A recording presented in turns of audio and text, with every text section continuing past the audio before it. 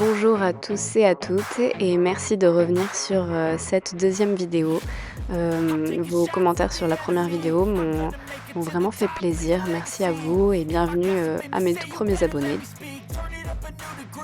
Donc celles et ceux qui ont vu ma première vidéo le savent déjà, sinon vous pouvez le deviner je pense au petit brouillon qu'il y a sur la page de gauche. Mais aujourd'hui donc nous allons, réaliser une illustration du personnage de Jinx dans, Arcane, la série.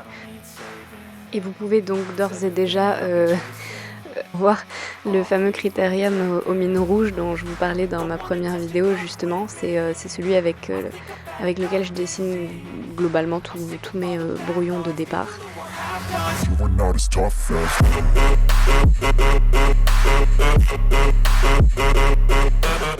Tada! L'esquisse est finie, la première étape du dessin est terminée. On va pouvoir tout gommer et commencer donc le line art. Alors moi ce que j'aime bien faire en général c'est entourer d'abord la silhouette globale du personnage avec la plus grosse mine de mes encreurs. En général c'est du 0,8. J'ai essayé aussi avec la brush directement mais ça je maîtrise moins donc c'est moins joli selon mes goûts en tout cas pour le moment. Et ensuite une fois que j'ai terminé j'attaque l'intérieur de la silhouette avec une mine plus fine. Alors là la différence se voit pas tellement, je pense pas que j'ai pris une mine beaucoup plus fine que ça. Mais ça dépend des dessins et ça dépend de ce que je veux faire. Par exemple sur le visage je vais avoir tendance à avoir des mines beaucoup plus fines et sur le corps peut-être un peu plus épais selon les détails que je veux dessiner.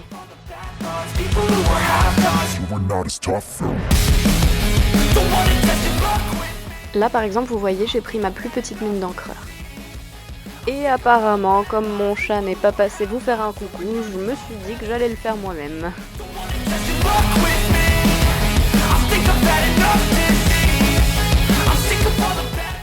Là, ça se voit pas trop, je suis un peu déçue, mais en fait, la mine est bleue, la mine de cette encreur-là. Mais vous allez le voir après. Attention, tada! Voilà, là vous le voyez bien, donc ça va. Je suis pas si frustrée que ça en fait, ça va.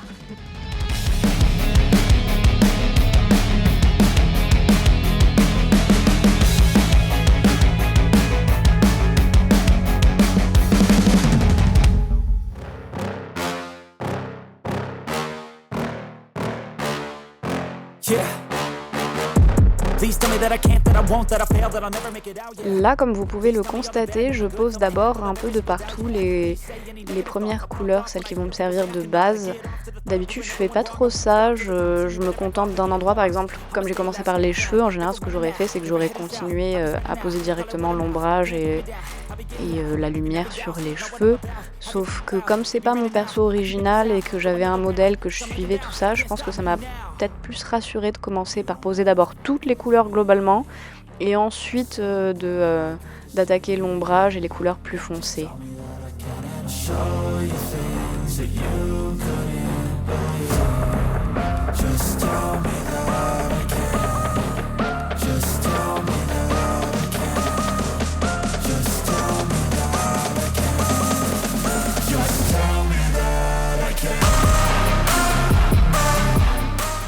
Ça y est, on se lance dans l'ombrage.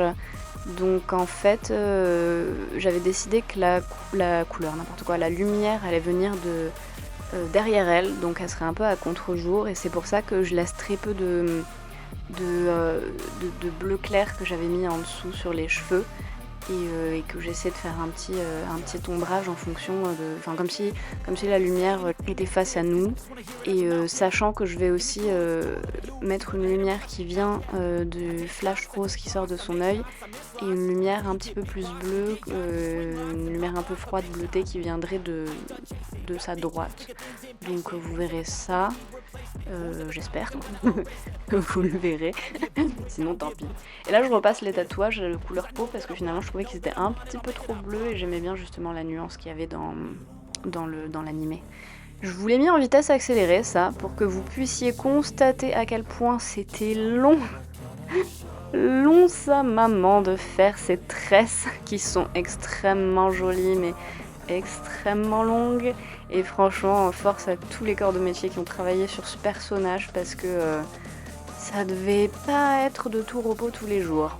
Elle est magnifique, mais alors à dessiner, faut avoir un peu de patience, quoi. Enfin, surtout dans ce point-là, parce que je sais que c'était, enfin, que ce soit l'esquisse, l'ancrage ou les couleurs, c'est long. Cette étape, l'étape des traces, a toujours été très longue. Et donc là, je mets un peu de couleur rose, voilà, la couleur rose dont je vous ai parlé. Alors avec le feutre, ça se voit pas trop, enfin ça dépend, sur les couleurs claires ça se voit, comme la peau ou le tissu un peu clair qu'il y a sur sa hanche. Mais c'est vrai que les autres endroits, comme les tresses ou quoi, ça se voit moyen. Et c'est pour ça que plus tard, vous verrez dans la vidéo, je vais repasser avec un crayon rose pour marquer vraiment la différence. Et du coup voilà, là je mets le feutre bleu pour donc faire la lumière bleue dont je vous ai parlé, qui arrive sur la droite, et faire un petit contraste intéressant visuellement, je trouve.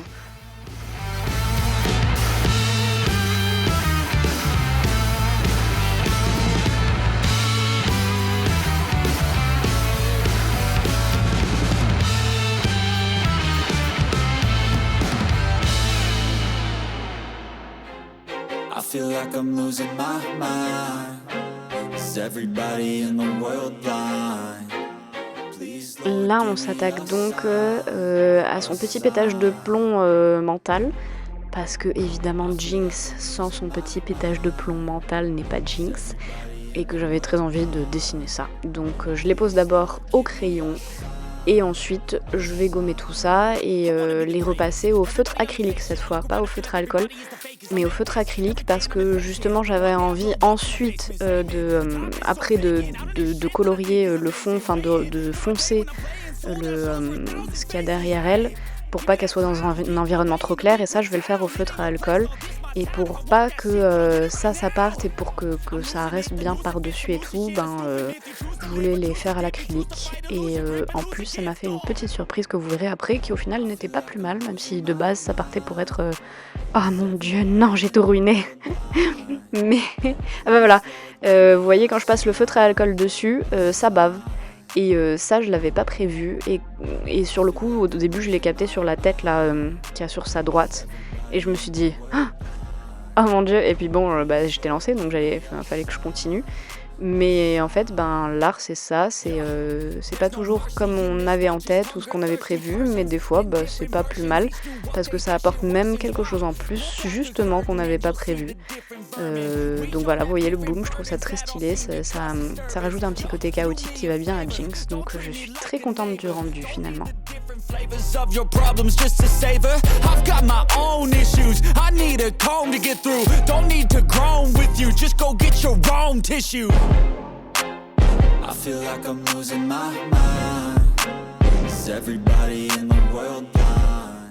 Et ma petite touche personnelle, quand j'ai montré le brouillon du montage. Ah oui, parce que, grosse nouvelle aussi, cette vidéo-là, c'est moi qui la monte. Mon ami justement qui a monté ma première vidéo m'a montré comment faire, et donc c'est moi qui vais monter le reste de mes vidéos. Donc j'espère que c'est pas trop dégueu et que ça vous plaît. N'hésitez pas à me dire si vous avez des commentaires d'ailleurs qui peuvent m'aider à m'améliorer ou autre, je suis preneuse. Mais du coup, donc tout ça pour dire que quand j'ai montré le brouillon de la vidéo, mon amoureux d'amour, il m'a dit genre au moment où j'ai commencé à faire mon deuxième line art dont je vous ai parlé aussi dans la première vidéo, enfin le repassage en très chaotique là, parce que il m'avait dit genre mais moi j'aime trop quand tu fais ça, genre j'avais peur que tu l'aies pas fait, puis en plus ça va trop bien sur Jinx. Donc voilà, j'espère que vous aussi vous êtes rassurés si vous vous êtes dit genre mais qu'est-ce qu'elle a fait de son line art à elle. Et si, il est bien là, c'est juste que je l'ai fait en dernier, va savoir pourquoi. Donc voilà, là on approche de la fin de la vidéo. Je suis en train de mettre le blanc, c'est les touches finales. Donc je voulais encore vous remercier d'avoir été nombreux à liker, à vous abonner et à commenter aussi. Je m'y attendais pas, des commentaires tout mignons pour ma première vidéo. J'espère que celle-ci vous plaira. Elle est dans une ambiance un peu plus rock, mais voilà, ça change, c'est l'art, c'est du nouveau. Donc vraiment gros merci à vous. Everything I do, so instinctive and so passionate. Every word I move, so descriptive like an adjective. I got a vendetta against people who patented being negative when you should be getting after it.